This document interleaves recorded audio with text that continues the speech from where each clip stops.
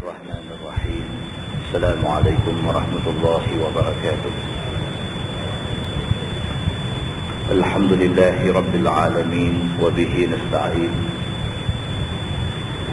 أشهد أن لا إله إلا الله وحده لا شريك له، وأشهد أن سيدنا محمدا عبده ورسوله، ونصلي ونسلم على هذا النبي الكريم سيد المرسلين وعلى آله وصحبه أجمعين. أما بعد، أيها المؤمنون اتقوا الله، أوصيكم وإياي بتقوى الله، فقد فاز المتقون. Muslimin dan muslimat, mudah-mudahan dirahmati Allah Subhanahu wa ta'ala. Di dalam sebuah hadis riwayat daripada Sahal bin Sa'ad radhiyallahu anhu, anna imra'atan ja'at ila an-nabi sallallahu alaihi wasallam bi burdatin mansujah faqalat nasajtuha biyadi liaksuwakaha فأخذها النبي صلى الله عليه وسلم محتاجا إليها فخرج إلينا وإنها إزار فقال فلان أكفنيها ما أحسنها فقال النبي صلى الله عليه وسلم نعم. فجلس النبي صلى الله عليه وسلم في المجلس ثم رجع فطواها ثم أرسل بها إليه فقال له القوم ما أحسنت. لبسها النبي صلى الله عليه وسلم محتاجا إليها ثم سألته وعلمت أنه لا يرد سائلا فقال إني والله ما سألته لألبسها إنما سألته لتكون كفني. قال سهل فكانت كفنا atau kama qala, hadis sahih riwayat Al-Bukhari. Daripada seorang sahabat Nabi nama dia Sahal bin Sa'ad radhiyallahu anhu, dia menceritakan, kata dia, satu orang perempuan jumpa Nabi sallallahu alaihi wasallam. Dia bawa sehelai kain yang ditenun. Satu orang perempuan daripada kalangan sahabat Nabi, dia buat sehelai kain, dia tenun sehelai kain dengan niat nak hadiah kepada Nabi. Maka bila siap kain yang dia tenun ni, dia pergi jumpa Nabi sallallahu alaihi wasallam. Faqalat, maka kata dia, nasajtuha biyadi liaksuwakaha. Dia pergi jumpa Nabi, dia kata, ya Rasulullah, ni kain ni saya tenun sendiri. Kain ni saya tenun sendiri dan saya nak hadiah kepada Tuan, mudah-mudahan Tuan mau memakainya. Sahabat-sahabat ni dia sayang Nabi, jadi duk fikir apa boleh buat untuk nak tunjuk sayang pada Nabi. Nak buat macam mana? Ada yang jenis bagi duit, ada yang jenis bagi pertolongan, ada yang jenis bagi barang, ada yang macam-macam. Maka dalam ramai-ramai ini seorang perempuan sahabat Nabi. Dia suka dekat Nabi, dia sayang dekat Nabi, dia nak tunjuk suka dan sayang dia kepada Nabi ini. Dia tenun kain satu helai, bila siap dia pergi bagi ke Nabi. Dia kata, ya Rasulullah, kain ni saya tenun sendiri dan saya nak hadiah kepada Tuan. Fa'akhadhaha an-nabiy sallallahu alaihi wasallam muhtajan ilaiha. Nabi sallallahu alaihi wasallam pun ambil pemberian dia ni. Nabi ambil muhtajan ilaiha, dan Nabi betul-betul berhajat kepada kain ni. Nabi suka pada kain ni, dan kain yang dia bagi ni Nabi betul-betul berkenan, Nabi berhajat kepada kain ni. Fa kharaja ilaina wa innaha izaru. Maka pada satu hari Nabi sallallahu alaihi wasallam keluar daripada rumah dia pergi ke masjid. Nabi pakai kain tu. Kain yang orang hadiah tadi ni Nabi pakai, Nabi pergi ke masjid. Faqala fulan, tiba-tiba ada satu orang sahabat lain tegur Nabi. Dia kata, aksiniha ma ahsanaha. Dia kata, ya Rasulullah, dia kata, cantik sungguh kain yang Tuan pakai ni. Bagi kat saya boleh tak? Ini pula seorang lagi. Hak tadi ni sayang ke Nabi, buat kain selai bagi ke Nabi. Hak ni pula tengok Nabi pakai kain tu, dia kata ma ahsanaha. Dia kata, oh cantik kain yang Tuan pakai ni. Dia kata kat Nabi, boleh bagi kat saya tak? Faqala Nabi sallallahu alaihi wasallam. Nabi kata, na'am. Nabi kata boleh, tak ada masalah. Ni yang kata Nabi. Nabi ni barang hak dia duk pakai, barang hak dia duk makan, barang hak dia ada rumah dia, kalau orang minta bagi. Yang kata Nabi sallallahu alaihi wasallam ni, kalau orang minta duit, duit dia tak ada, dia pergi berhutang ke orang lain, bagi. Dia hutang atas nama dia, duit tu dia bagi ke orang. Nabi, ni yang kata Nabi sallallahu alaihi wasallam. Bila mai saja sahabat ni, dia kata dekat Nabi, ma ahsanaha. Dia kata, oh cantik kain ni. Dia kata, boleh tak bagi dekat saya? Nabi kata, na'am. Nabi kata, boleh, tak ada masalah.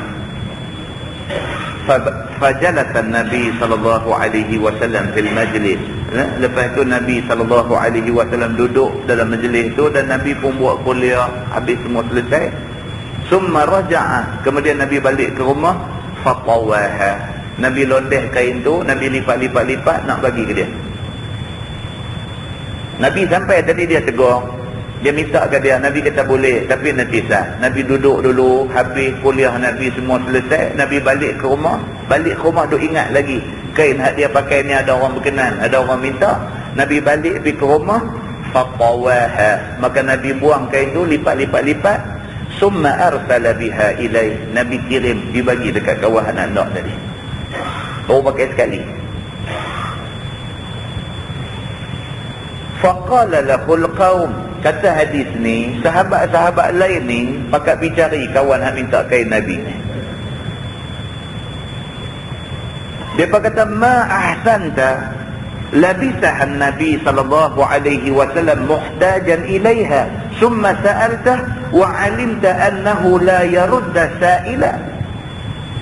Kawan-kawan lain ni pakat pergi jumpa ni kawan hak minta kain Nabi ni. Dia kata, ma ahsanta. Dia kata, banyak cantik hang ni. Ma ahsanta maksudnya alangkah baiknya hang ni. Kalau kita lah kata banyak cantik. Oh, banyak cantik hang ni. Labisahan Nabi sallallahu alaihi wasallam muhtajan ilaiha. Nabi pakai kain tu, dan Nabi sangat berhajat kepada kain yang dia pakai tu. Summa sa'alta, hang gamak pergi minta dekat Nabi benda tu. Wa 'alimta annahu la yarudda sa'ila. Sedangkan hang bukan tak tahu Nabi. Nabi dia tak pernah tolak permintaan orang. Hang tahu Nabi punya perangai, hang tahu Nabi kita ni siapa. Nabi kita ni benda ada di tangan dia, orang minta dia bagi. Hang tahu Nabi macam tu, hang gamak pergi minta kain yang Nabi pakai. Orang marah ke dia. Faqala, maka jawab sahabat ni. Dia kata, inni wallahi ma sa'altuhu li'albasaha. Dia kata, demi Allah, dia kata, aku bukan minta kain Nabi ni kerana aku nak pakai. demi Allah, wallahi ma sa'altuhu li albasaha, aku tidak minta kain tu kerana aku nak pakai. Innama sa'altuhu litakuna kafani, tapi aku minta ni supaya kain tu aku mati esok boleh buat kapan aku. Dia kata, aku nak kain hak Nabi pakai tu, kalau boleh kain Nabi pakai tu kapan aku. Itu sebab aku minta. Bukanlah aku minta kerana aku nak pakai benda hak Nabi pakai, tapi aku minta supaya kain yang Nabi pakai ni tentu ada berkat dia. Mudah-mudahan kainnya ada berkat ni buat kapan aku ada berkat untuk aku. Qala Sahal bin Sa'ad yang meriwayatkan hadis ni, dia kata, fakanat kafana, sungguh dia kata laki-laki ni kemudiannya bila dia mati, kain tu digunakan untuk kafan dia.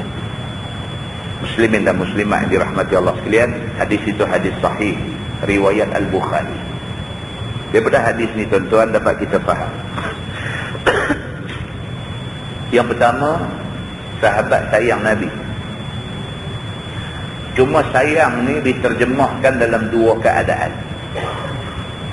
Satu keadaan sayang Nabi, buat kain dihadiah ke Nabi, sayang.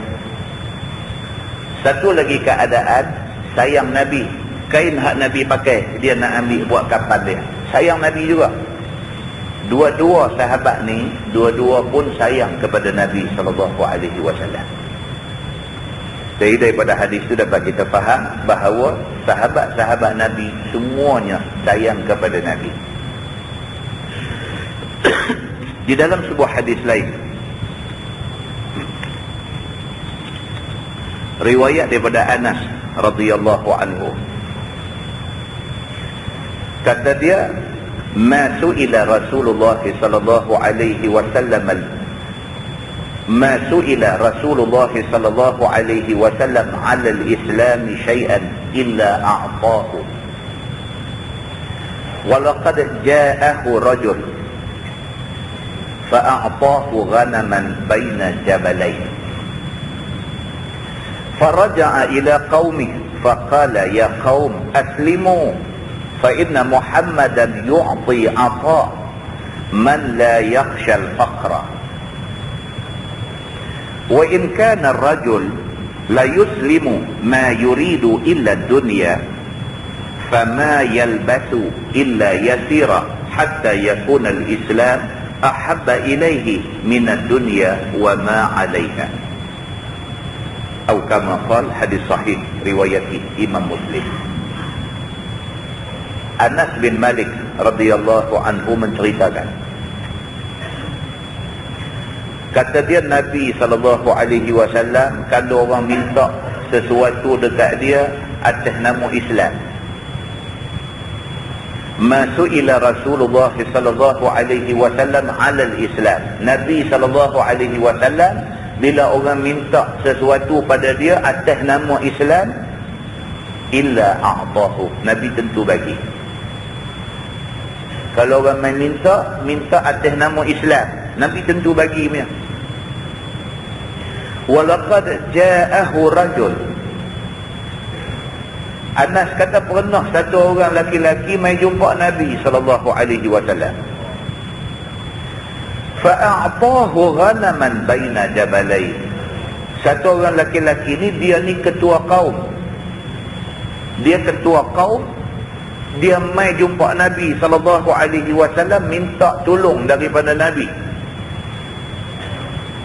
Fa'a'tahu ghanaman baina jabalain. Nabi bagi dekat dia kambing penuh satu lembah di antara dua bukit. Kambing tu orang mai bagi kat Nabi, orang hadiah kepada Nabi. Banyaknya kambing ni sampai lembah tu penuh dengan kambing. Bainal jabalain, antara dua bukit itu kambing penuh. Orang mai dekat Nabi kata, ya Rasulullah, ni kambing ni semua kami hadiah kepadamu. Nabi terima. Tak lama lepas tu mai satu ketua kaum. Dia ni belum Islam lagi. Dia mai jumpa Nabi, dia minta tolong kepada Nabi sallallahu alaihi wasallam. Bila minta tolong aja, Nabi beralih tengok kambing penuh lembah tu, Nabi kata, ambil semua tu. Dia nak habaq ke kita, kata Nabi sallallahu alaihi wasallam ni adalah satu manusia yang harta tak melekat di hati. Harta ni bagi Nabi ni tak melekat di hati. Dia ni dia pergi minta tolong dekat Nabi, bukan dia minta banyak tu, dia minta tolong aja. Tiba-tiba Nabi bagi banyak tu. Benda ni dia tak sangka. Faraja'a ila qaumi, maka dia balik kepada kaum dia, sebab dia ketua kaum. Dia balik kepada puak dia, faqala, dia kata, ya qaum aslimu. Dia balik dia kata dekat orang-orang dia, wahai kaum aku, dia kata aslimu, mai kita pakat-pakat masuk Islam. Fa inna Muhammadan yu'ti 'ata man la yakhshal faqra. Kerana yang kata Muhammad ni, dia adalah manusia yang apabila dia bagi bantuan dekat orang, dia macam orang yang tak takut miskin. Tak pernah jumpa orang macam ni. Seumur hidup dia tak pernah jumpa orang bila bagi dekat orang, bila bagi bantuan ni sampai tak takut nak jadi miskin. Banyak mana ada, banyak tu nak bagi. Tak pernah jumpa lagi manusia macam ni. Inilah pertama manusia dia jumpa, iaitu Nabi Muhammad sallallahu alaihi wasallam. Bila dia jumpa macam tu, dia sudah masuk Islam. Dia balik kepada kaum dia bagi tahu dekat kaum dia. Dia kata, ya qaum aslimu. Dia kata, wahai kaum aku, mai kita pakat masuk Islam. Dia kata. Pasal apa? Pasal Muhammad ini satu manusia yu'ta 'ata. Dia bagi satu pemberian man la yakhshal faqra. Dia seolah-olah manusia yang tak takut jadi miskin. Wa in kana ar-rajul la yuslimu ma yuridu illa dunya fama yalbathu illa yasira hatta yakuna al-islam ahabba ilayhi min ad-dunya wa ma 'alayha. Ketua kaum ni terus kata, dia kata, kalaulah satu orang tu masuk Islam kerana harta, kalaulah dia ni masuk Islam kerana harta, dia kata tak lama selepas tu dia akan sayang kepada Islam kerana Nabi sallallahu alaihi wasallam.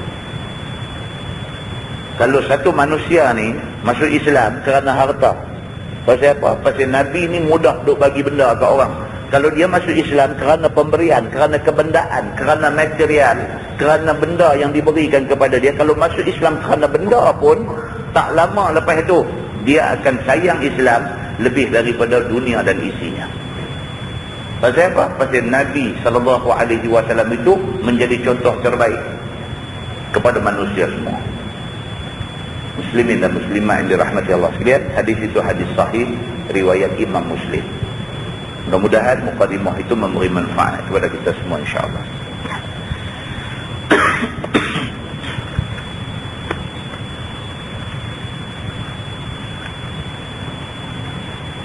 Kita menggunakan tafsir Nurul Ihsan jilid 3.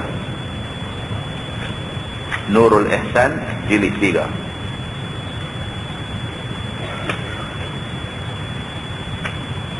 Kita masih lagi berada di dalam tafsir surah Al-Ahzab. Surah Al-Ahzab. Muka surat 262. Muka surat 262. Surah Al-Ahzab ayat 28. A'udzubillahi minasyaitonir rajim. Ya ayyuhan nabi qul li azwajik, wahai Nabi, kata olehmu bagi segala isteri engkau yang 9 itu. Minta mereka itu, yakni isteri-isterimu itu, daripada Nabi SAW perhiasan dunia yang tidak ada padanya. Ayat yang kita nak baca malam ni ayat 28 surah Al-Ahzab. Berlaku dalam hidup Nabi SAW berumah tangga ni, berlaku satu cerita. Satu hari, tak mana ke seorang daripada isteri Nabi sudah minta kebendaan dekat Nabi. Biasalah orang perempuan. Isteri Nabi ni tidak maksum. Isteri Nabi ni manusia biasa, orang perempuan biasa. Jadi teringat satu hari, teringat. Tak boleh ke beli rantai labuh ke satu, bagi gelang tangan ke satu, beli cincin emas ke satu. Manusia biasa, kemahuan sebagai manusia biasa tu ada. Maka satu hari, di kalangan isteri Nabi yang pada masa tu ada 9 orang, ada yang minta kepada Nabi SAW sesuatu daripada kebendaan. Benda tu tak ada. Nabi bukan orang kaya, Nabi bukan orang senang. Nabi tidak ada harta bertimbun-timbun. Nabi tak ada emas perak yang berbukit-bukit. Nabi tak ada. Benda yang diminta tu tak ada. Maka Allah buat turun satu ayat kepada Nabi. Allah kata, ya ayyuhan Nabi, qul li azwajik. Wahai Nabi, kata dekat isteri-isteri kamu, in kuntunna turidna al-hayata ad-dunya wa zinataha fata'alaina umatti'kunna wa usarrihkunna sarahan jamila. Kata dekat isteri-isteri kamu, jika kamu nak kehidupan dunia dan nak perhiasan dunia, maka marilah oleh kamu aku bagi muta'ah, yakni bagi bersedap akan kamu. Dan aku lepas, yakni aku cerai akan kamu, akan lepas yang elok, yakni talak dengan tiada mudarat. Bila minta aja dekat Nabi, minta dunia, minta kebendaan, Nabi terus. Allah terus suruh Nabi panggil isteri-isteri ni semua, habaq dekat mereka. Kalau sekiranya hampa nak jadi isteri aku, tapi hampa nak senang hidup, hampa nak mewah hidup, hampa nak hidup atas dunia ni, hidup macam orang kaya, amai sini, Nabi kata, aku akan ceraikan hampa elok-elok. Maknanya, untuk nak jadi isteri Nabi, jangan mimpi nak jadi senang. Untuk nak jadi isteri Nabi, jangan mimpi nak hidup mewah. Untuk nak jadi isteri Nabi, jangan mimpi nak hidup bermegah-megah. Kalau nak jadi isteri Nabi, kena sedia untuk hidup susah. Itu maksudnya. Muslimin dan muslimah yang dirahmati Allah sekalian. Nabi ada 11 isteri. Yang pertama Khadijah binti Khuwailid. Ini semua kita tahu. Nabi umur 25, Nabi kahwin dengan Khadijah. Khadijah masa itu umur 40. Khadijah sudah ada 2 suami sebelum kahwin dengan Nabi. Sudah ada 2 suami. Lepas itu barulah kahwin dengan Nabi. Nabi adalah suami dia yang ketiga.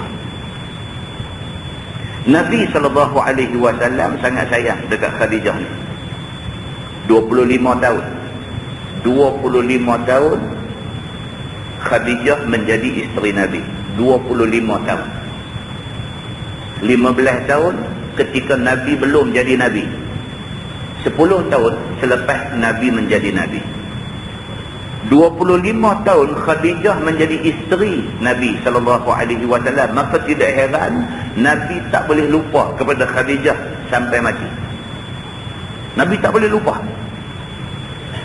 Zaman Nabi susah, Khadijah lah orang yang duduk sebelah dia. Masa muda Nabi SAW, daripada umur 25 sampailah umur 50, Nabi SAW menjadi suami kepada Khadijah seorang aja. 25 tahun masa muda Nabi habis dengan Khadijah saja. Sehinggalah lepas Nabi menikah dengan isteri-isteri lain pun, bila buat korban, sembelih binatang dan sebagainya, Nabi satu benda dia tak lupa. Dia pesan dekat orang yang duk lapah binatang ni, Nabi kata simpan satu bahagian bagi dekat adik-beradik Khadijah. Daripada lembu, daripada apa kambing, kibas, hak sembelih tu, Nabi pesan simpan satu bahagian. Untuk siapa? Untuk keluarga Khadijah. Punya sayangnya Nabi SAW kepada Khadijah. Aisyah cemburu. Aisyah ni isteri Nabi yang ketiga. Dia cemburu. Aisyah pernah kata kepada Nabi SAW, dia kata, apalah istimewa Khadijah ni? Aisyah ni, dia menikah dengan Nabi, dialah satu-satunya isteri yang anak darah. Lagi 10 lagi semua janda. Oleh kerana dia anak darah, dia paling muda, maka dia nak satu yang istimewa diberi pada dia. Tiba-tiba Nabi duk sebut Khadijah, Khadijah, Khadijah. Dia cemburu.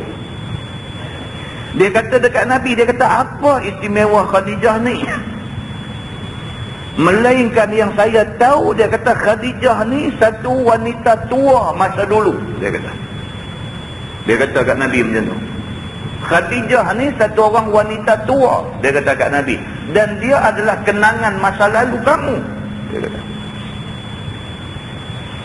Bukankah dia kata hari ni Allah Subhanahu Wa Ta'ala sudah bagi ganti kepada kamu dengan isteri yang lebih baik daripada dia? Maksud dia lah. Dia kata kat Nabi macam tu. Ini ada dalam hadis sahih, tuan-tuan. Nabi SAW bila dengar Aisyah kata macam tu, muka Nabi merah. Nabi kata, demi Allah, tidak ada orang perempuan yang lebih baik daripada Khadijah. Nabi kata kat dia. Nabi terus bubuh satu full stop. Kata dekat Aisyah ni, Nabi kata tidak ada wanita, tidak ada satu perempuan dalam dunia ni yang lebih baik daripada Khadijah. Nabi kata. Waktu semua orang kafir dengan aku, Khadijah seorang beriman dengan aku. Nabi kata. Tuan-tuan ingat balik, masa kita budak-budak dulu dah baca ada sejarah. Bila Nabi terima wahyu, orang yang mula-mula nyatakan keimanan kepada Nabi siapa? Khadijah. Nabi kata waktu semua orang kafir dengan aku, semua engkar dengan aku, tak mau percaya apa yang aku kata, Khadijah beriman dengan aku. Sewaktu semua orang dustakan aku, semua orang kata aku bohong, aku dusta, Khadijah percaya kepada aku. Sewaktu semua orang tolak aku, tak mau bagi pertolongan, tak mau bagi bantuan kepada aku, Khadijah mengorbankan seluruh harta dia untuk aku. Dia kata,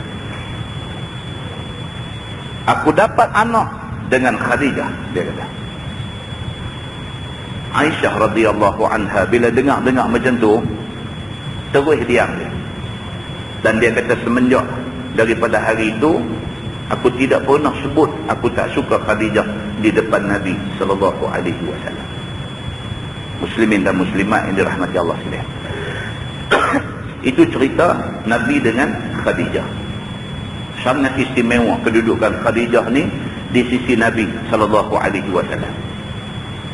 Bila wafat saja Khadijah, umur Nabi sudah 50. Tidak lama selepas wafat Khadijah, barulah Nabi menikah dengan satu orang yang bernama Sa'udah bin Zam'ah. Isteri kedua Nabi, nama dia Sa'udah bin Zam'ah. Sa'udah bin Zam'ah ini satu janda miskin. Suami dia mati ketika balik daripada hijrah ke Habsyah. Suami dia hijrah ke Habsyah, balik semula, mati. Bila mati tu, dia ni jadi satu orang janda yang sangat miskin dan susah. Dia hilang tempat bergantung. Kalau dia balik kepada keluarga dia pasti akan paksa dia murtad daripada Islam. Dalam keadaan dia susah payah macam tu, Nabi SAW ambil Sa'udah jadi isteri Nabi. Sa'udah pada masa tu umurnya sudah 55, sedangkan Nabi umur 50. Dalam hadis ada menceritakan Sa'udah bin Zam'ah ni dia kata dekat Nabi, dia kata, ya Rasulullah, janganlah kamu ceraikan aku. Aku nak mati sebagai isteri kamu. Dan ternyata dia mati ketika dia masih menjadi isteri Nabi SAW. Dia mati dulu.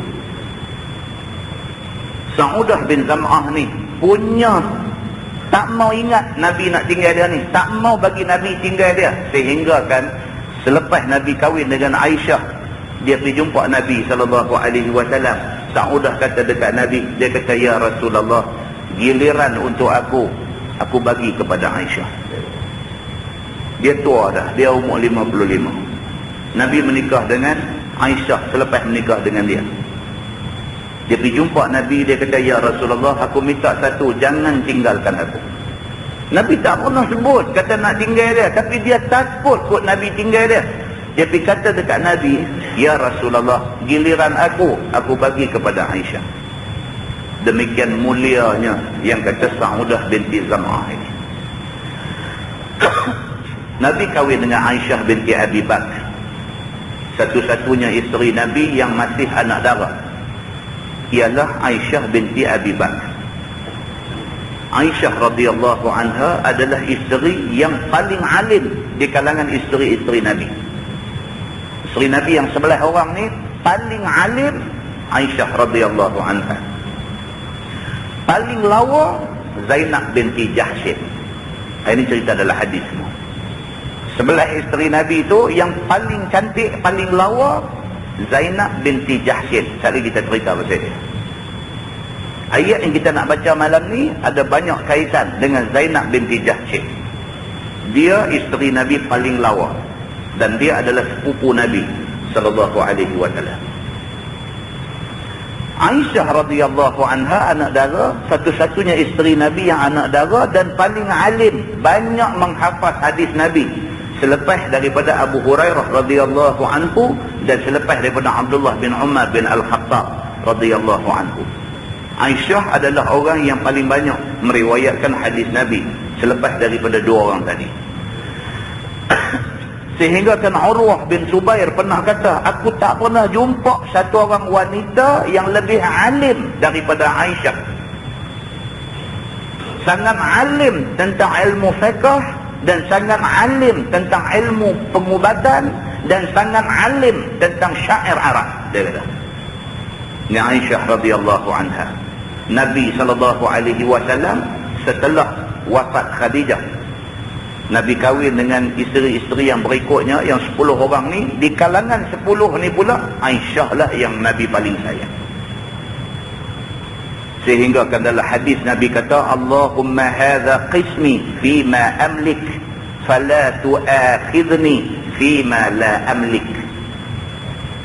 Nabi pernah sebut macam tu dalam doa Nabi kepada Tuhan. Nabi kata, Allahumma hadha qismi fima amlik. Nabi kata, ya Allah, inilah sahaja bahagian aku, pemberian aku yang aku mampu bagi dekat isteri-isteri aku. Fala tu'akhidni fima la amlik. Dan Nabi kata, ya Allah, janganlah anggap itu sebagai dosa kalau sekiranya aku tak boleh buat benda yang di luar kontrol aku. Dari segi giliran kepada isteri, dari segi pemberian benda kepada isteri, Nabi boleh berlaku adil. Tapi Nabi tak boleh kontrol dari segi perasaan sayang kepada isteri-isteri Nabi. Nabi sayang Aisyah lebih daripada hak lain hak ada. Maka Nabi minta kepada Tuhan, fala tu'akhidni fima la amlik. Janganlah jadikan itu sebagai dosa kerana perasaan sayang aku lebih kepada hak mana satu. Doa ni terbit mai pasal apa? Pasal Nabi SAW sayang Aisyah terlebih daripada sayang yang lain. Waktu Nabi sakit pun Nabi doa, Nabi kata, ya Allah, biarlah mati aku di rumah Aisyah. Itu dia. Muslimin dan muslimat yang dirahmati Allah sekalian. Nabi SAW menikah dengan Aisyah bin Abi Bakr sebagai satu penghormatan yang paling besar kepada Sayyidina Abu Bakar As-Siddiq radhiyallahu anhu. Bila menikah dengan Aisyah ni, Abu Bakar rasa dia rasa inilah penghormatan paling besar yang Nabi SAW bagi kat dia, pasal ambil anak dia buat isteri. Ayat yang kita nak baca ni juga berkaitan dengan Aisyah radhiyallahu anha. Sekali lagi kita tengok. Isteri Nabi yang keempat ialah Hafsah bin Umar bin Al-Khattab radhiyallahu anhu, anak Sayyidina Umar Al-Khattab. Hafsah kahwin dengan suami dia yang pertama dan suami dia mati ketika perang Badar. Bila mati aja suami dia, habis iddah wafat dia, bapa dia Sayyidina Umar Al-Khattab terus dicari Sayyidina Osman bin Affan. Sayyidina Umar dicari Sayyidina Osman bin Affan. Dia kata, wahai Osman, dia kata, sudilah kamu kahwin dengan anak aku, dengan Hafsah ni. Osman kata, nanti aku fikirkan dulu. Selang beberapa hari, Osman jumpa balik dengan Sayyidina Umar. Dia kata, wahai Umar, aku ucap terima kasih, tapi aku tak boleh kahwin dengan anak kamu. Tak apa, Sayyidina Umar kata. Sayyidina Umar pergi cari Sayyidina Abu Bakar As-Siddiq. Dia kata, wahai Abu Bakar, sudilah kamu kahwin dengan anak aku, dengan Hafsah ni. Sayyidina Abu Bakar As-Siddiq sengat, diam. Kata nak balik fikir pun tak kata, pun nak kata tak mau pun tak kata. Dia buat lagu tak dengar, dia buat sengat. Sayyidina Umar jumpa dia, tanya lagi, dia buat sengat. Jumpa dia, tanya lagi, dia buat sengat. Umar sudah naik marah. Dia kata, kalau mau kata mau, kalau tak mau kata tak mau, jangan dia buat sengat lagu ni. Selang beberapa hari lepas itu, Nabi SAW masuk meminang Hafsah. Bila Nabi masuk meminang Hafsah, Sayyidina Umar ni tak tahu punya seronok sebab Nabi minang anak dia yang janda ni. Maka menikahlah Nabi SAW dengan Hafsah, anak Sayyidina Umar Al-Khattab ini. Lepas tu baru Sayyidina Abu Bakar mai jumpa Sayyidina Umar. Dia kata, wahai Umar, aku tahu kamu marah aku. Kamu tanya aku sama ada aku mau tak mau kahwin dengan Hafsah. Aku diam. Aku tidak diam, melainkan kerana aku pernah dengar Nabi sebut, Nabi suka kepada Hafsah. Maka siapa aku nak pergi duk cakap kata aku suka kepada Hafsah? Kalau Nabi tak ambil Hafsah, pasti aku akan kahwini dia. Abu Bakar pergi kata lagu tu, barulah Umar Al-Khattab boleh terima benda ni. Maka akhirnya Hafsah, anak Sayyidina Umar Al-Khattab, menjadi isteri Nabi SAW yang keempat. Lepas itu Nabi SAW menikah dengan Zainab bin Khuzaimah.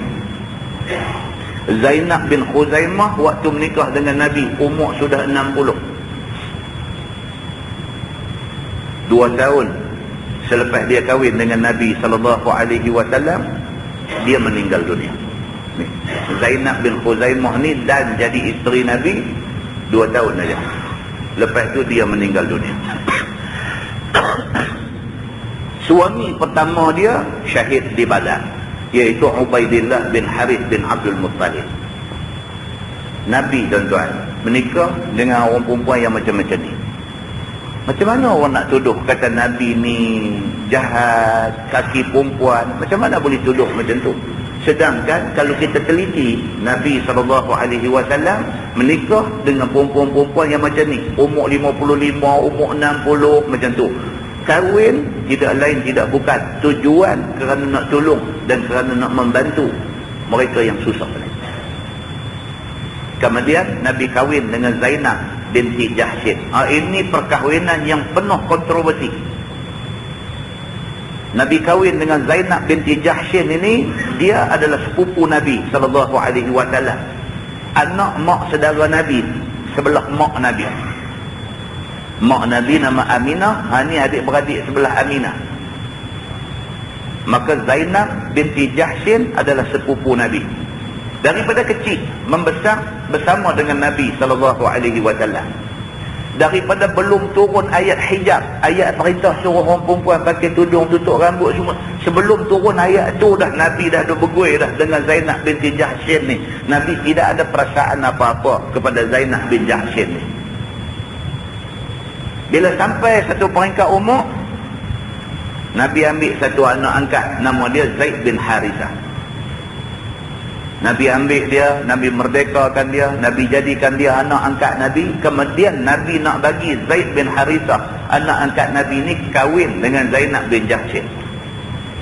Nabi pergi meminang Zainab bin Jahshin. Zainab binti Jahshin tak mau dekat Zaid bin Harithah, tak mau.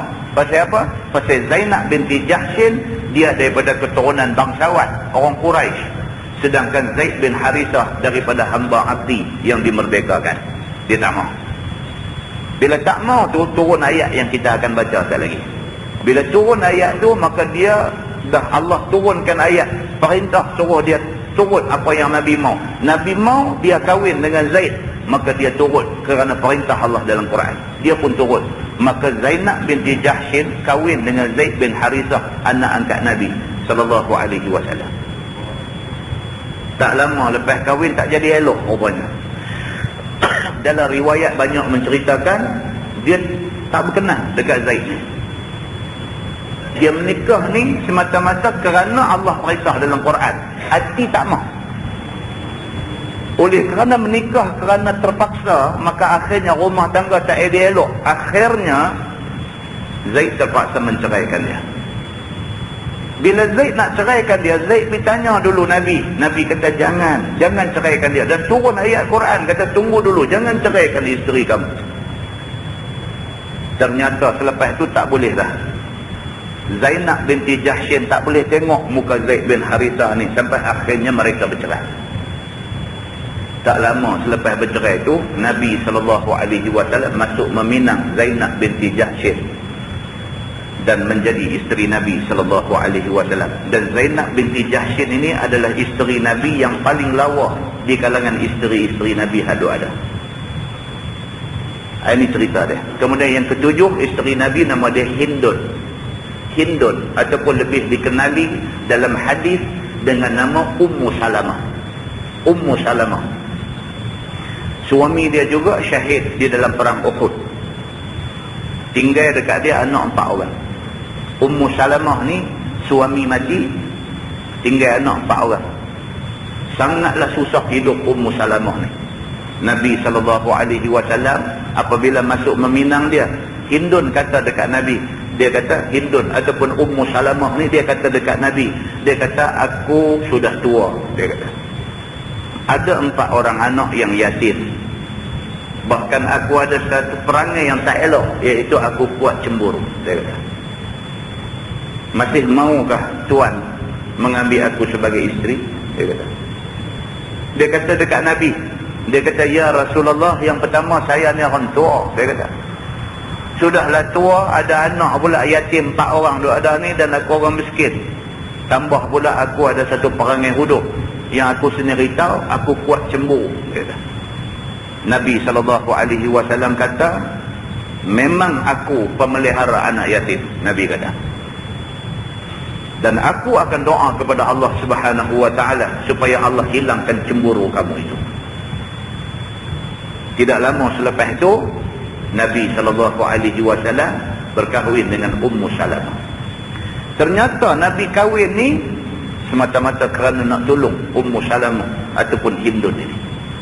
Demikianlah Nabi menikah dengan Ummu Habibah, isteri nombor 8. Kemudian Nabi menikah dengan Juwairiyah bin Harith, isteri nombor 9. Kemudian Nabi menikah dengan Safiyah binti Huyai, isteri nombor 10. Dan akhirnya Nabi kahwin dengan Maimunah binti Harith Al-Hilaliyah, isteri yang ke-11.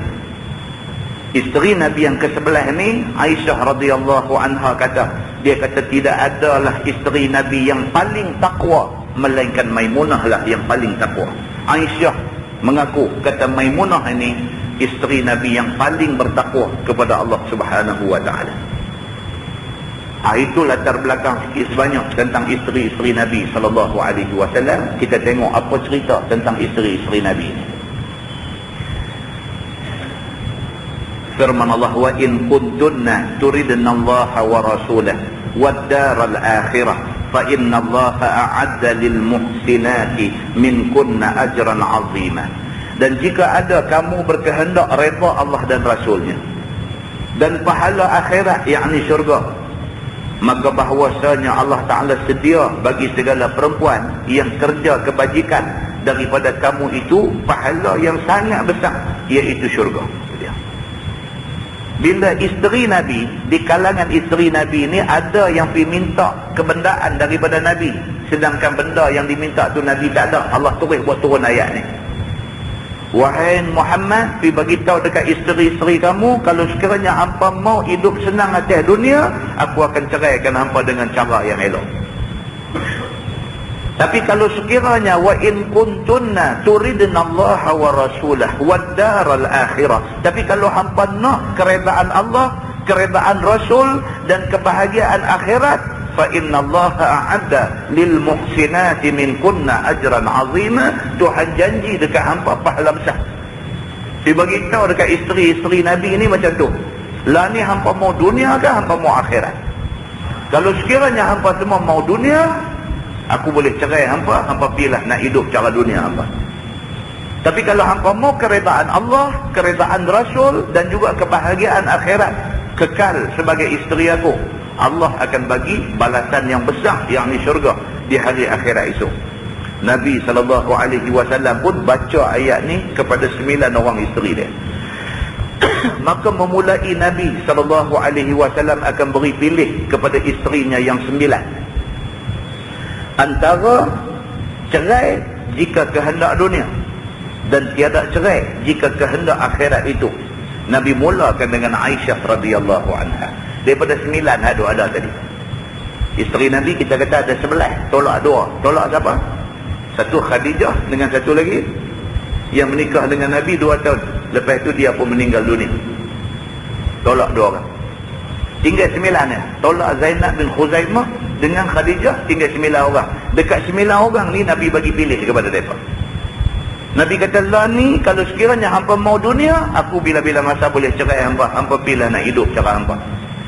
Tapi kalau hampa percaya kata hidup sebagai isteri Nabi dengan susah, dengan payah, dengan apa semua, akhirat Allah akan janjikan pahala, Allah akan janjikan syurga, tunggu sebagai isteri aku. Nabi baca ayat ni, Nabi mulakan dengan Aisyah radhiyallahu anha.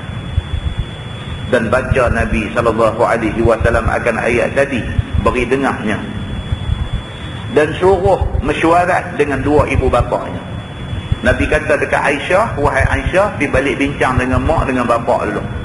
Pergi bincang dengan Sayyidina Abu Bakar, dengan mak kamu dulu, pergi bincang. Maka sembah Aisyah radhiyallahu anha, hamba tiada mesyuarat lagi, hamba pilih Allah dan Rasul dan akhirat. Aisyah sebagai orang yang paling alim, sebagai orang yang paling bijak, sebagai orang yang paling banyak menghafaz hadis Nabi, bila Nabi bagi pilihan dekat dia, Nabi kata balik bincang dengan mak, dengan ayah, dia terus jawab la tu juga dekat Nabi.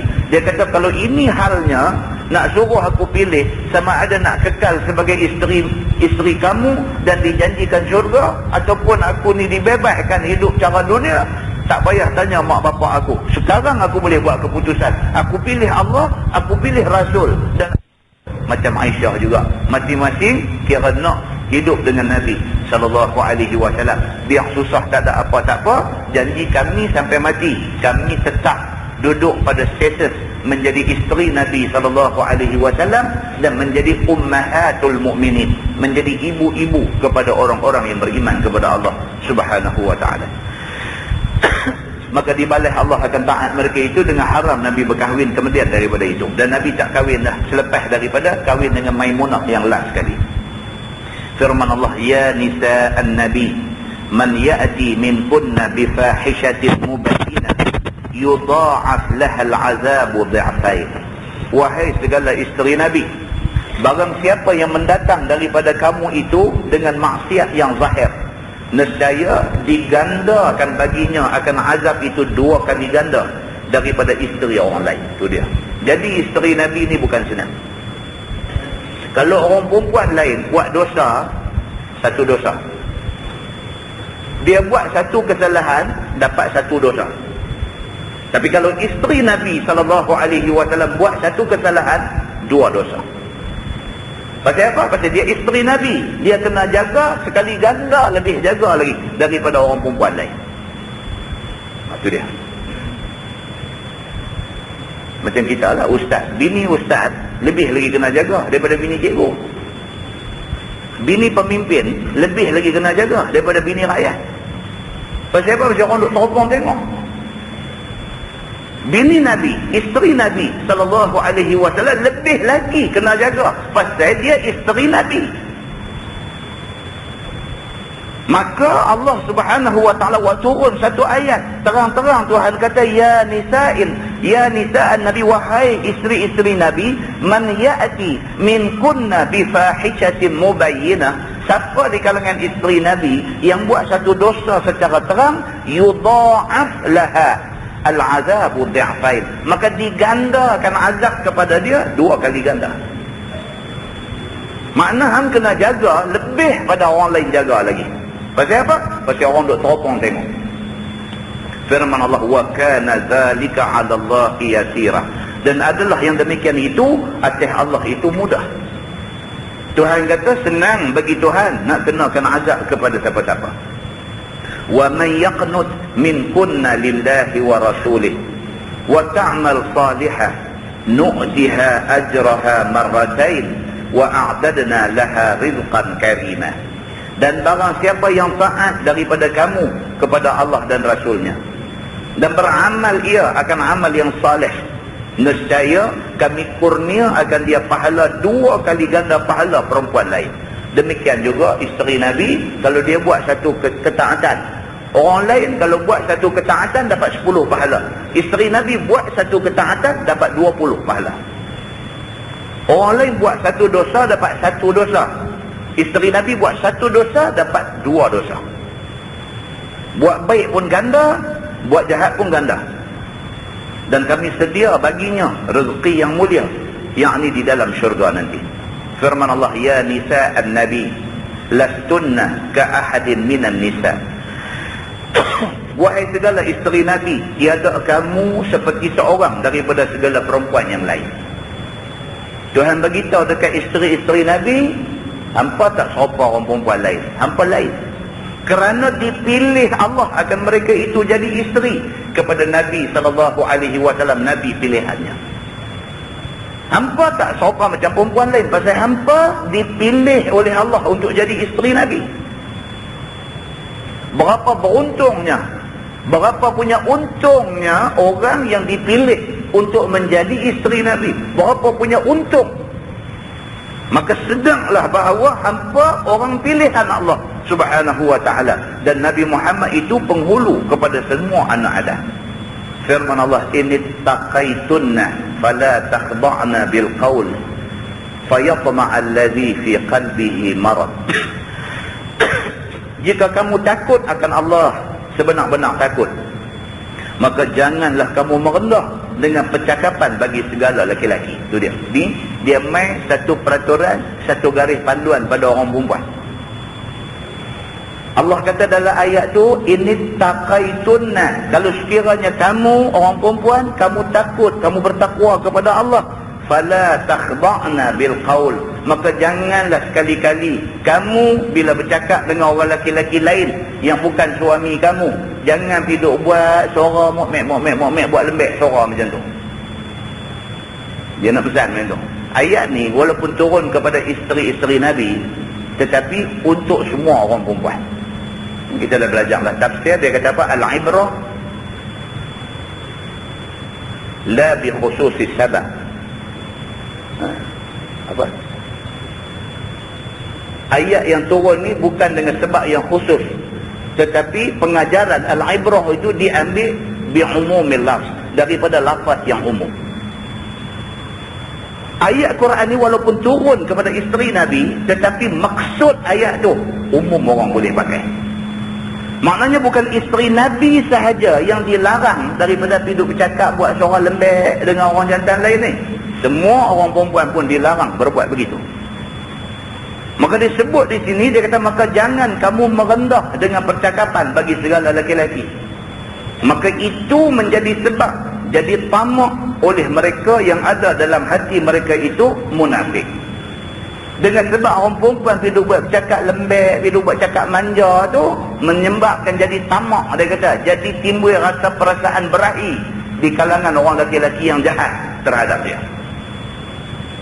Hidup buat suara lembek, hidup buat manja, bercakap dan sebagainya. Jadi orang lelaki-lelaki ni dengar, dia dah jadi main satu macam.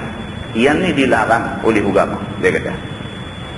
Wa qulna qawlan ma'rufah, dan kata olehmu akan perkataan yang baik-baik dengan ketiadaan rendah diri yang beri cenderung hati laki-laki kepada dia. Tapi cakap, orang perempuan cakap elok. Jangan saja hidup buat cakap suara lembek, saja hidup buat cakap bagi orang tergoda, saja hidup buat cakap nak tarik perhatian orang, saja hidup buat manja dengan orang, yang ni tak mau. Sebaliknya orang perempuan bila bercakap dengan orang lelaki-lelaki lain, wa qulna qawlan ma'rufa, bercakap dengan elok.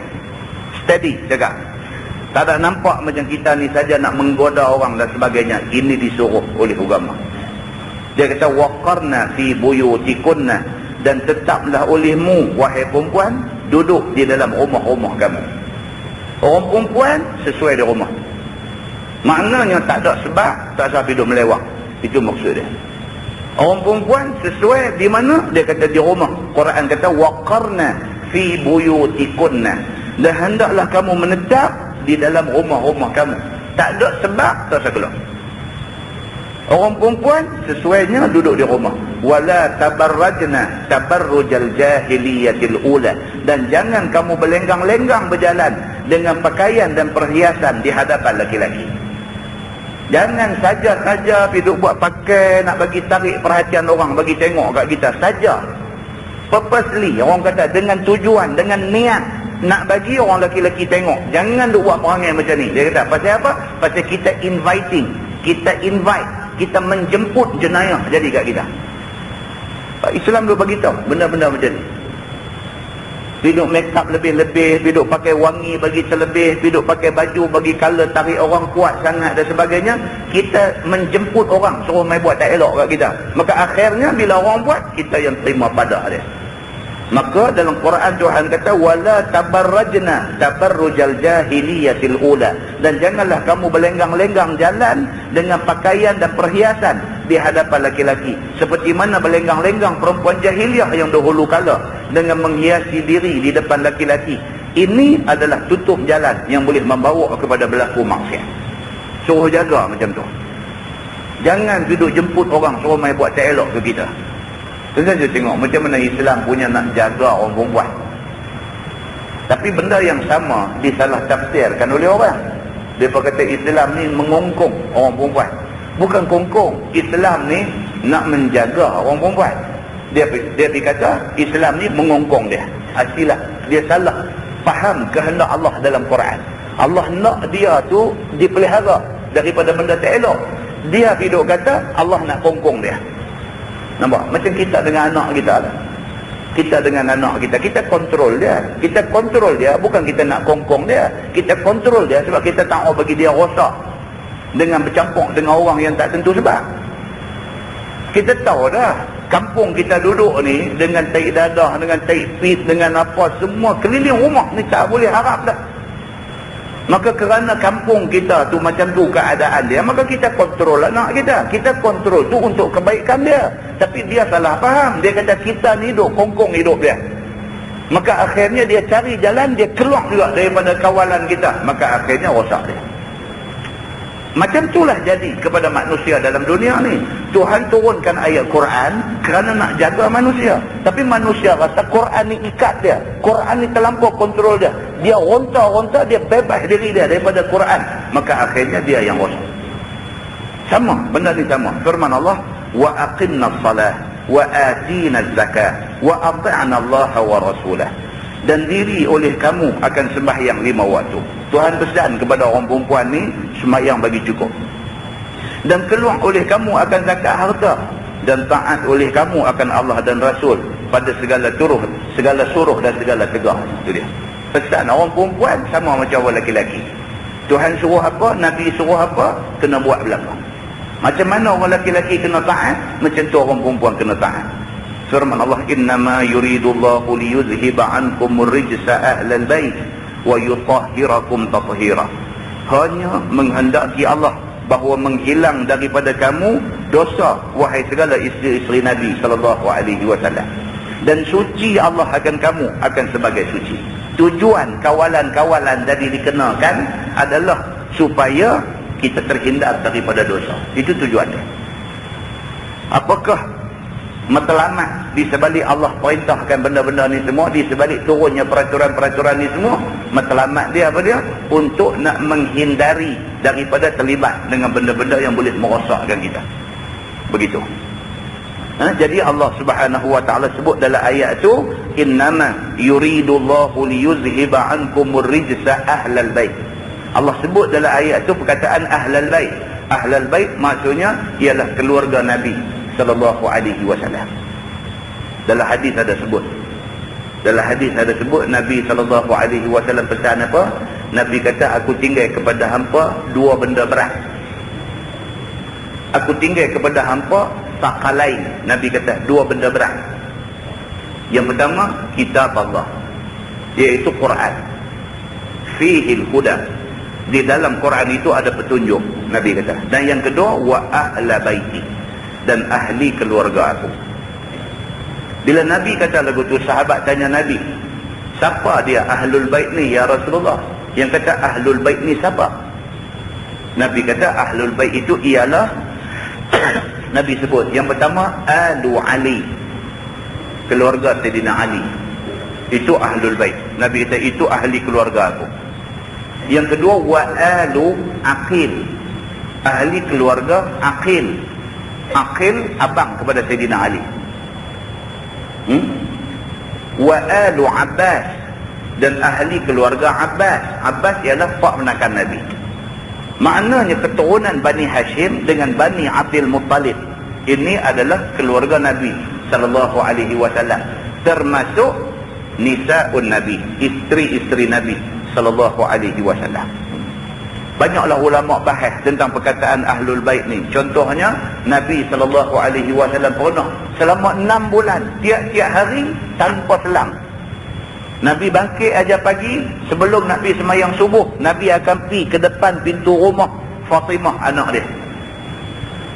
Nabi pergi ke depan pintu rumah Fatimah, Nabi kata as-salah, as-salah ya ahlal bait, innama yuridu Allahu liyuzhiba ankum ar-rijsa ahlal bait wa yutahhirakum tathhira. Tiap-tiap pagi selama 6 bulan Nabi buat benda tu. Bangkit tidur, nak pergi semayang di masjid, jalan lintas rumah Fatimah.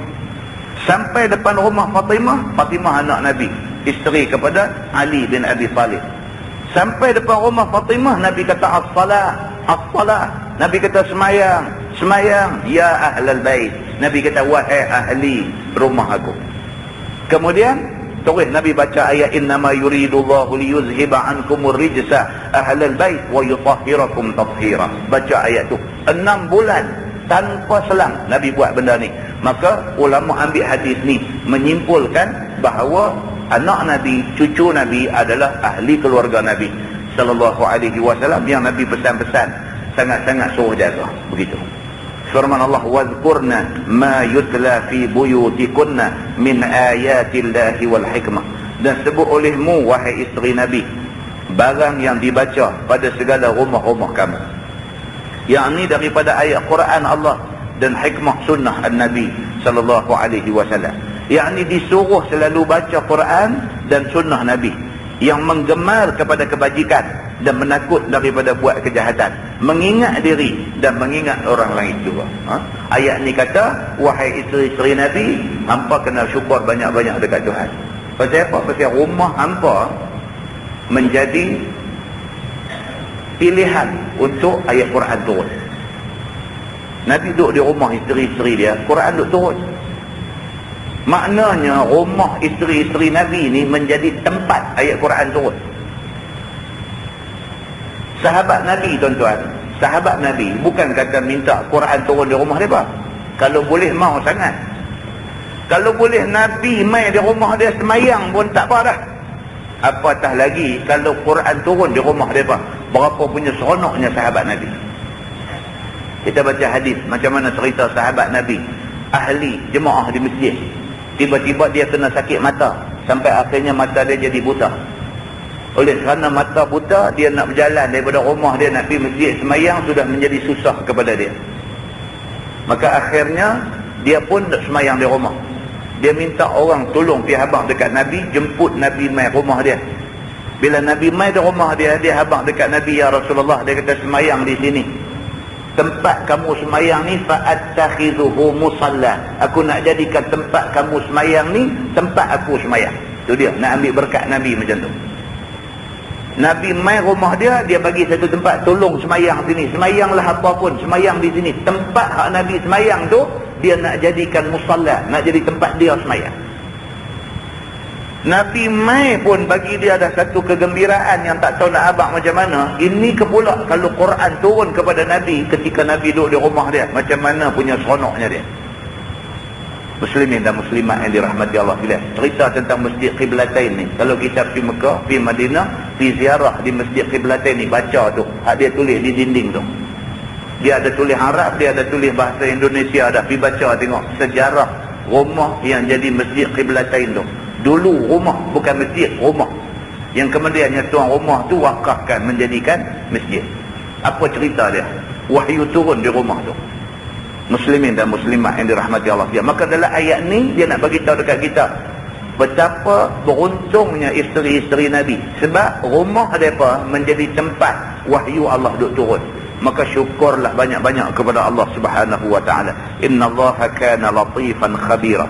Bahwasanya Allah Taala adalah ia Tuhan yang kasih sayang dengan aulia-Nya, yakni dengan wali-walinya, lagi amat ketahui akan segala makhluknya. Nah, Allah Subhanahu wa taala dia amat sayang kepada semua wali dia dan makhluk dia. Firman Allah, innal muslimina wal muslimat wal mu'minina wal mu'minat. Bahwasanya segala orang Islam laki-laki dan orang Islam perempuan, dan mukmin laki-laki dan mukmin perempuan, wal qanitin wal qanitat, dan laki-laki yang taat dan perempuan yang taat, was sadiqin was sadiqat, dan laki-laki yang benar akan iman dia dan perempuan yang benar akan iman dia, was sabirin was sabirat, dan laki-laki yang sabar atas taat dan perempuan yang sabar atas taat, wal khashi'in wal khashi'at, dan laki-laki yang khusyuk tawadhu dan segala perempuan yang khusyuk tawadhu, wal mutasaddiqin wal mutasaddiqat, dan segala laki-laki yang bersedekah dan segala perempuan yang bersedekah, was saimin was saimat, dan segala laki-laki yang puasa dan orang perempuan yang puasa, wal hafizin furujihim wal hafizat, dan laki-laki yang pelihara faraj maruh mereka itu, dan perempuan yang pelihara faraj dan maruh daripada melakukan yang haram, wazakirin Allah katsira wazakirat, dan segala laki-laki yang ingat Allah banyak-banyak dan segala perempuan yang ingat Allah banyak-banyak. A'addallahu lahum maghfiratan wa ajran 'azima. Telah sedia Allah bagi mereka itu akan ampun bagi yang maksiat dan pahala besar atas yang taat. Tuan-tuan, ayat ni, ayat yang kita baca ni, innal muslimina wal muslimat wal mu'minina wal mu'minat wal qanitina wal qanitat was sadiqina was sadiqat. Ayat ni turun setelah orang-orang perempuan pada zaman Nabi SAW duk tak puas hati. Macam hari ni, macam hari ni orang perempuan tak puas hati. Tak puas hati pasal apa? Dia kata apa ni, ayat Quran kah, hadis kah, apa kah, duk cerita orang laki-laki masuk syurga, ada bidadari, ada yang tu, ada yang ni. Kami perempuan ni apa ni, sampai tak abang apa langsung. Orang perempuan tak puas hati. Saya baca di Masjid Sultanah Bahiyah bab pasal apa nama syurga, ganjaran kepada ahli syurga. 2 bulan betul-betul dah, bulan ni dengan bulan lepas. Ada postman karat duk mai jumpa. Suami mereka lah mai jumpa, ustaz, saya sampaikan salam isteri dia, alaika wa alaiha salam. Kita kata, apa hal? Mereka tak puas hati, ustaz. Pasal apa pula? Tak ni duk baca ni bab ustaz duk baca di sini ni, duk cerita duk mai bidadari untuk laki-laki, anak bidadari untuk laki-laki. Apa orang perempuan apa pun tak ada kah? 2 kali bulan ni baru awal bulan hari tu pun serupa juga tanya, bulan lepas pun tanya. Baru ni dia kata, ustaz kalau boleh bulan depan tolong bagi penjelasan sikit. Saya kata pasal apa? Depa ugut lah. Depa kata kalau tidak kami tak mau mengaji lah. Tak puas hati pasal orang perempuan tak dapat ganjaran. Orang lelaki itu masuk syurga, bidadari duk tunggu. Kami macam mana? Nak jawapan kepada benda ni. Ni kami duk buat baik, kami duk semayang sunat, duk puasa sunat, dengan duk sedekah, apa amal jariah, duk khidmat dekat suami, apa semua ni. Apa kami dapat apa? Rupanya tuan-tuan, ni ayat yang kita baca ni, ayat 35 daripada surah Al-Ahzab. Ayat ni turun kerana benda yang sama. Orang perempuan zaman Nabi pun sama juga. Rupanya bila ayat Quran turun duk cerita, tak ada kat mereka. Bila Nabi duk habang apa pun tak ada habuan mereka. Jadi mereka kata orang perempuan ni kira tak ada apa ke macam mana? Allah buat turun ayat ni. Allah sebut innal muslimina wal muslimat wal mu'minina wal mu'minat. Orang Islam baik laki-laki baik perempuan. Orang yang beriman baik laki-laki baik perempuan. Wal qanitin wal qanitat. Sama ada laki-laki itu taat ataupun perempuan yang taat. Tak kira baik laki-laki baik perempuan, sabar laki-laki sabar, perempuan yang khusyuk, laki-laki khusyuk, perempuan khusyuk, laki-laki sedekah, perempuan sedekah, laki-laki puasa, perempuan puasa, laki-laki jaga maruah, orang perempuan jaga maruah. Semua ni a'addallahu lahum maghfiratan. Satu, Tuhan janjikan keampunan dosa. Yang kedua, wa ajran azimah. Tuhan janji pahala besar. Macam mana Tuhan nak balas? Tuhan tahu apa yang sesuai untuk kita. Cukup. Maksudnya apa? Maksudnya buat baik tak akan rugi. Faman ya'mal mithqala dzarratin khairan yarah, wa man ya'mal mithqala dzarratin syarran yarah. Buat baik sikit pun Tuhan balas, buat jahat sikit pun Tuhan balas. Jadi cerita tentang balasan yang akan terima tak usah bimbang. Tuhan kata berbaik sangka dengan Allah, Allah akan bagi balasan yang setimpal dengan apa yang dibuat. Itu saja jawapannya. Firman Allah, wa ma kana lil mu'minin wala mu'minah idza qada Allah wa rasuluhu amran an yakuna lahumul khiyaratu min amrihim. Dan tiada sayogia bagi orang mukmin baik laki-laki ataupun orang mukmin yang perempuan, apabila Allah dan Rasul telah hukum akan satu kerja mereka itu, bahawa ada bagi mereka itu ikhtiar, yakni nak pilih kerjaan mereka itu, ataupun nak menyalahi suruh Allah dan Rasul. Itu dia. Turun ayat ni. Tuhan kata kalau betul-betul beriman, baik laki-laki baik perempuan, bila Allah dan Rasul sudah putuskan tentang satu benda, kita tak boleh pilih. Contohnya apa? Allah memutuskan kata arak tu haram. Haram? Haram? Tak boleh lah. Baik laki-laki baik perempuan, kalau betul beriman kepada Allah, tak boleh lah. Haram maksudnya apa? Haram minum lah. Minum tak boleh lah. Tapi kalau kita bagi tanah buat kelang arak, tak apa. Tak boleh pilih. Kalau dia kata haram, haram. Tak ada pilihan. Allah kata ma kana li mu'minin wa ma kana li mu'minin wala mu'minatin idza qada Allah wa rasuluhu amran.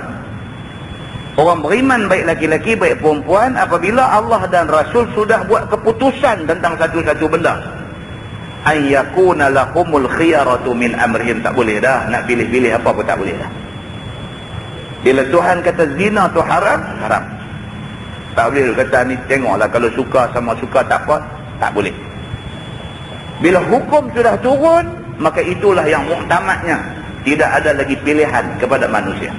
Dia kata, maka turun ini ayat. Ini cerita, turun ayat ni dia ada cerita dia. Maka turun ini ayat, baca akan dia oleh Nabi SAW.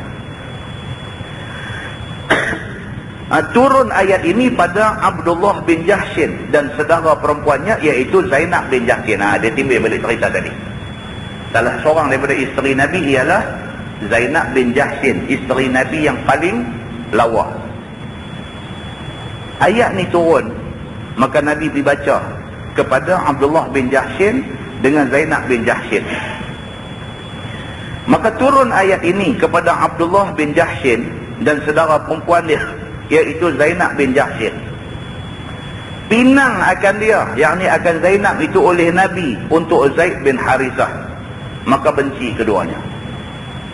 Masa Nabi pergi jumpa Abdullah bin Jahshin nak meminang Zainab bin Jahshin, nak bagi menikah dengan Zaid bin Harithah, mereka tak setuju.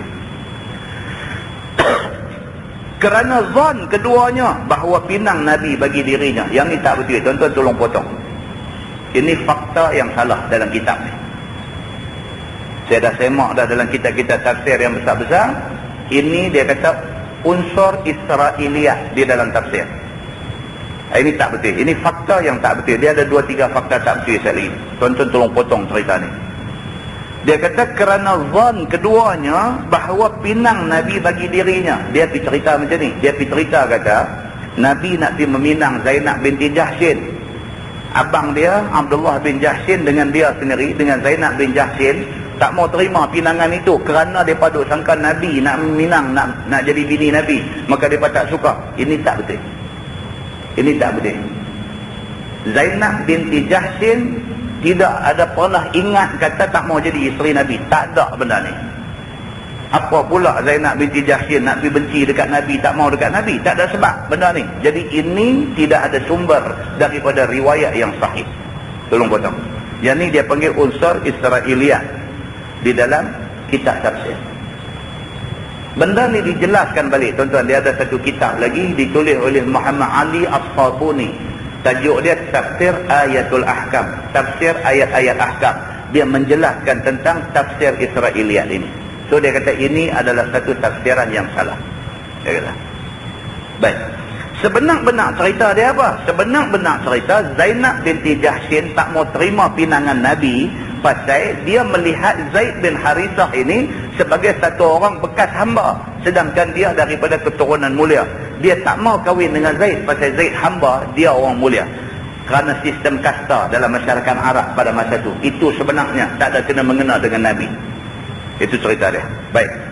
Maka turun ini ayat, maka baca akan dia oleh Nabi SAW, maka reba keduanya. Bila baca ayat ni, Zainab binti Jahshin tanya Nabi balik. Dia kata, ya Rasulullah, dia kata, ayat sudah turun. Apa kehendak kamu sekarang? Adakah tuan nak saya kahwin dengan Zaid juga? Nabi kata, ya, aku mau kamu kahwin dengan Zaid. Bila Nabi kata lagu tu, Zainab kata, kalau itu kehendak kamu, aku mesti ikut kehendak Allah dan Rasul. Itu tafsir yang sahih berdasarkan riwayat yang sahih. Begitu. Baik. Firman Allah, wa man ya'tillaha wa rasulahu faqad dhalla dhalalan mubina. Dan barang siapa yang derhaka Allah dan Rasulnya, maka sungguh sesat dia akan sesat yang nyata. Kita kalau bantah Allah, bantah Rasul, kita sesat. Tak sah mengaji tinggi mana, tak sah ada kelulusan sampai PhD, sampai 3 PhD ke apa ke. Kalau Allah kata halal, kita kata haram. Allah kata haram, kita kata halal. Allah kata benda tu baik, kita kata benda tu buruk. Kalau kita bantah Allah dan Rasul, kita tentu sesat. Degree PhD ambil pergi simpan di rumah. Allah dia tak mau tengok yang ni semua. Allah nak tengok sejauh mana kita taat kepada Allah dan sejauh mana kita taat kepada Rasul sallallahu alaihi wasallam. Ayat ni menjelaskan benda ni. Maka kahwin akan dia oleh Nabi bagi Zaid bin Harithah. Maka lepas tu Nabi pun mengatok supaya Zainab binti Jahshin kahwin dengan Zaid bin Harithah yang merupakan anak angkat Nabi Zaid ni. Maka dibawa kepadanya 10 dinar. Ini hantaran mas kahwin. Dibawa kepadanya 10 dinar dan 60 dirham dan tudung kepala dan baju dan kain dan 50 cupak makanan dan 30 gantang tamar. Dan dahulu daripada itu dinikah bagi Zaid itu dengan Ummu Aiman. Zaid ni pernah dah kahwin dengan satu orang yang bernama Ummu Aiman sebelum tu. Ummu Aiman salah seorang daripada mak susu Nabi sallallahu alaihi wasallam. Dia pernah kahwin dengan Ummu Aiman dan dapat anak laki-laki nama dia Usama. Kemudian daripada beberapa masa, dia dapat satu anak, nama anak tu ialah Usamah bin Zaid. Yang Usamah ni kemudiannya Nabi ambil jadi anak angkat Nabi juga. Pak dia Zaid bin Harithah pun anak angkat Nabi. Bila dapat anak dia Usamah ni pun Nabi ambil jadi anak angkat Nabi. Dan Nabi mengiktiraf Zaid bin Harithah dan Usamah bin Zaid, dua-dua beranak ni Nabi mengiktiraf sebagai ahli keluarga Nabi sallallahu alaihi wasallam. Itu cerita dia. Baik, ni lagi satu fakta yang tak betul. Tuan-tuan kena potong. Dia kata jatuh, kemudian daripada beberapa masa jatuh kelihatan mata Nabi ke atas Zainab, maka jatuh berkenan pada hati Nabi. Ini tak betul. Ini lagi satu unsur tafsir Israiliyah. Dia ditulis kata, selepas Zaid menikah dengan Zainab binti Jahshin, Nabi duk pergi di rumah. Dalam duk pergi itu Nabi tengok Zainab ni, Nabi sudah berkenan. Sedangkan Zainab pada masa itu masih isteri Zaid lagi. Ini adalah unsur Israiliyat, tokoh tambah yang direka oleh golongan orientalis dalam usaha nak memburukkan Nabi pada pandangan mata orang Islam sendiri. Macam mana kita nak tahu kata benda ni Israiliyat? Macam mana kita nak tahu? Kita rujuk balik di dalam riwayat yang sahih, benda ni tak ada. Tuan-tuan rujuk balik dalam tafsir Ibnu Katsir, tafsir besar, tak ada cerita ni. Ini cerita yang ditokok tambah. Yang tu potong. Dia kata kemudian daripada beberapa masa jatuh kelihatan mata Nabi ke atas Zainab. Maka jatuh berkenan pada hati Nabi. Seolah-olah Nabi ini duduk pergi rumah anak angkat dia sambil duduk tengok. Duduk tengok bini kawan tu, lepas tu duduk berkenan dekat bini kawan tu. Nampak jahat. Nampak jahat. Dan ternyata ini adalah tokok tambah daripada orientalis. Ini ada bukti semua. Tuan-tuan buka dalam tafsir Ayatul Ahkam, Muhammad Ali As-Sabuni. Dia menjelaskan balik tentang benda ni. Dia kata. Baik, dia kata dan jatuh pada hati Zaid benci. Ni dia pergi mereka pula. Dia kata bila dah nampak lagu tu, Zaid pula duduk jadi tak suka dekat isteri dia. Maka sembah Zaid kepada Nabi SAW, hamba hendak cerai akan dia. Maka sabda Nabi, amsik alaika zaujak, pegang olehmu atas engkau akan isteri engkau itu. Kononnya Zaid pergi jumpa Nabi, habaq nak cerai isteri dia. Nabi kata nanti jangan duk cerai dia lagi. Yang tu betul. Ujung tu betul. Nampak? Dia tambah tengah, ujung dia jadi betul. Ini tuan-tuan. Kalau tuan-tuan baca dalam tafsir Ibnu Katsir lah ni pun ada. Dia buat terjemahan apa nama Indonesia tu. Dalam lemari tu saya nampak ada tu. Row yang kedua yang color purple tu. Tuan-tuan boleh buka dalam tafsir tu dia ada cerita. Tentang unsur-unsur Israiliyat di dalam tafsir.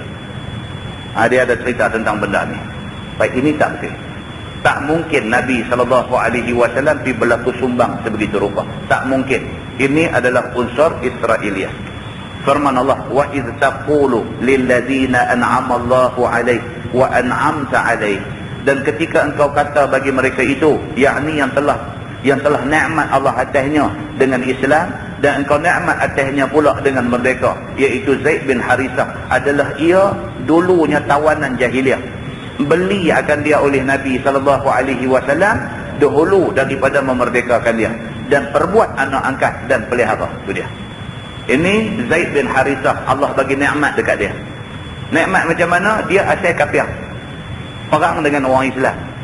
Dalam perang tu kafir kalah, dia jadi tawanan perang. Nabi ambil dia. Nabi ambil dia dalam keadaan dia kafir. Nabi bagi dia masuk Islam. Dia sudah dapat nikmat yang pertama, nikmat Islam. Lepas itu Nabi merdekakan dia. Dia dapat nikmat kedua, daripada hamba tawanan perang menjadi orang yang merdeka. Kemudian pula Nabi ambil dia jadi anak angkat pula. 3 nikmat Allah bagi dekat dia.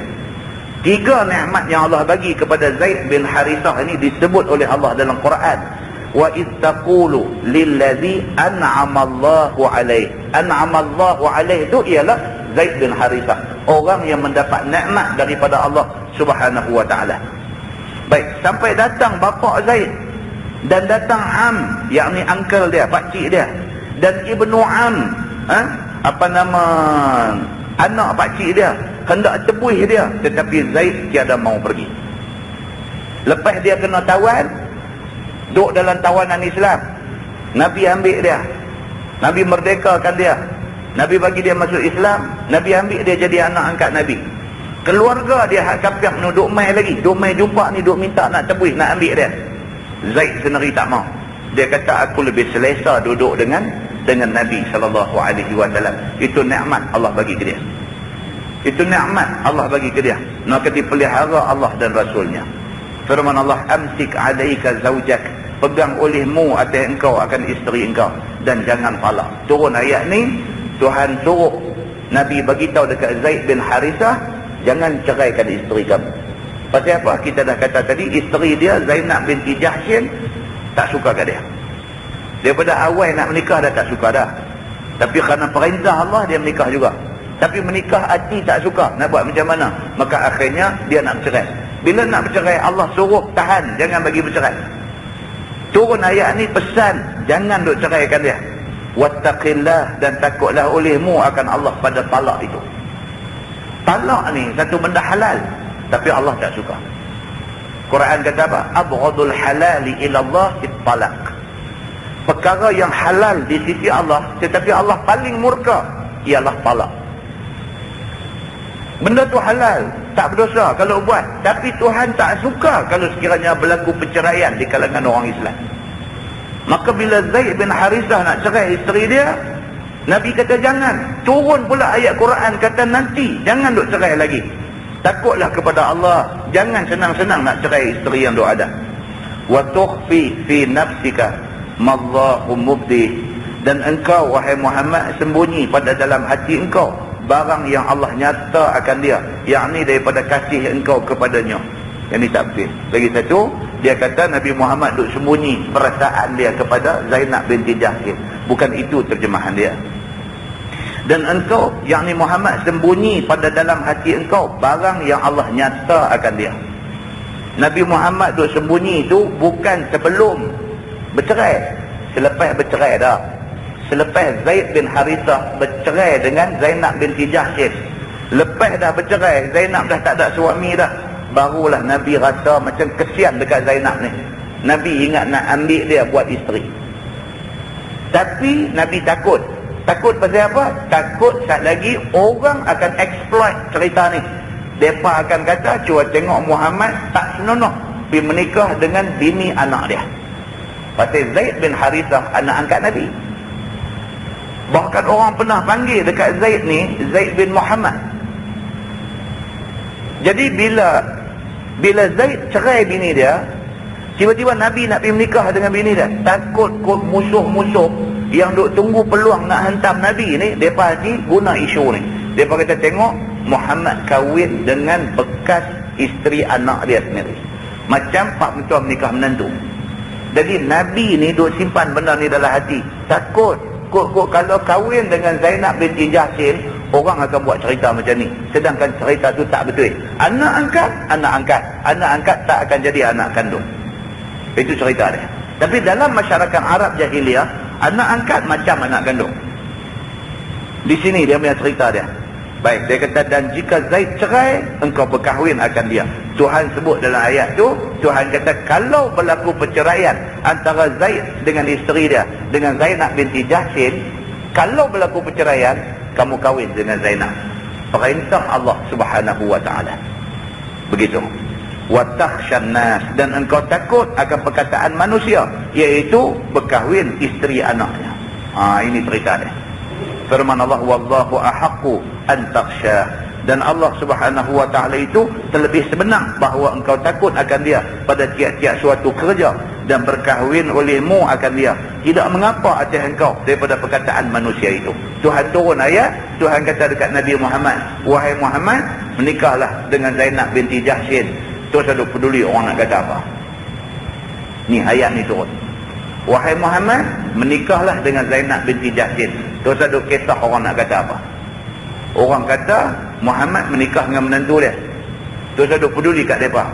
Ni bukan menantu. Sebab Zaid bukan anak kandung, Zaid anak angkat. Isteri anak angkat, kita boleh kahwin dengan dia. Bukan isteri anak kandung. Mereka nak kata biar pergi kat mereka lah. Sebab hak mereka kata tu tak betul. Hak kita buat betul. Buat ikut hak Tuhan punya kata, jangan peduli manusia kata. Turun ayat ni kata macam tu. Maka kemudian daripada talak akan dia, yakni akan Zainab oleh Zaid, dan lepas iddahnya, firman Allah Subhanahu wa taala, falamma qada Zaidun minha watara zawwajnakaha, maka tak kala selesai Zaid daripada Zainab itu akan hajat, yakni setelah talak akan Zainab dan lepas akan dia, mudah-mudahan kami kahwin akan dikau akan dia. Maka kata Zainab kepada Nabi SAW, nenek hamba dan nenek tuan satu. Bila Zaid dah cerai dari isteri dia, Zainab binti Jahsh, dah habis dah iddah cerai semua habis, Nabi nak pergi meminang Zainab binti Jahsh. Zainab kata dekat Nabi, dia kata, ya Rasulullah, kita satu tok. Tok saya dengan tok kamu satu. Hang anak kau, aku anak adik. Kita sepupu. Macam mana adakah kita nak kahwin? Dan kahwin hamba oleh Allah dan pesuruhnya Jibril, maka masuk atasnya oleh Nabi dengan tiada izin dan tiada akad dan tiada mahar. Inilah istimewanya perkahwinan Nabi dengan Zainab binti Jahsh. Nabi kahwin dengan Zainab binti Jahsh ni satu atas perintah Allah. Ini ada satu hadis di sini. Hadis cerita apa? Selepas Nabi wafat. Selepas Nabi wafat, isteri Nabi yang ada 9 orang ni, mereka pakat berimpun-berimpun, duk sembang-sembang sama-sama. Sama-sama isteri Nabi. Dalam sembang ni, Zainab binti Jahshin ni dia cakap. Dia kata apa? Dia kata, aku tak sama dengan hampa semua. Dia kata, hampa semua menikah, diwalikan oleh bapa hampa dan sebagainya. Tetapi aku menikah, diwalikan oleh Allah Subhanahu wa ta'ala. Dia kata, ternyata, dalam Quran menceritakan, dia menikah dengan Nabi. Zainab binti Jahshin menikah dengan Nabi atas perintah Allah Subhanahu wa ta'ala. Ni ayat yang kita duk baca ni, Allah perintah Nabi suruh kahwin dengan Zainab binti Jahshin. Dan perkahwinan itu tidak ada mahar. Mas kahwin ni wajib, tapi Nabi kahwin dengan Zainab binti Jahshin tidak ada mas kahwin, tidak ada mahar. Inilah istimewanya Zainab binti Jahshin. Dan benda ni dia panggil khususiyah, yakni khusus kepada Nabi SAW saja. Nabi kahwin isteri sampai 11 orang, khusus untuk Nabi. Umat Nabi tak boleh. Nabi kahwin dengan Zainab binti Jahshin, tidak ada wali, semata-mata bersandar kepada firman Allah, Allah suruh kahwin, maka itu saja. Dan tidak ada mahar, itu khusus untuk Nabi. Orang lain tak boleh. Ini siapa pula tidur kata dia ni duk mengaji apa ni, duk zikir apa, mengaji apa jenis tinggi-tinggi punya ilmu isi, ilmu batin apa ke semua, lain-lain nikah pun batin juga, ini kahun. Yang ni khususiyah untuk Nabi, khusus untuk Nabi SAW saja, tidak untuk orang biasa. Ini cerita dia.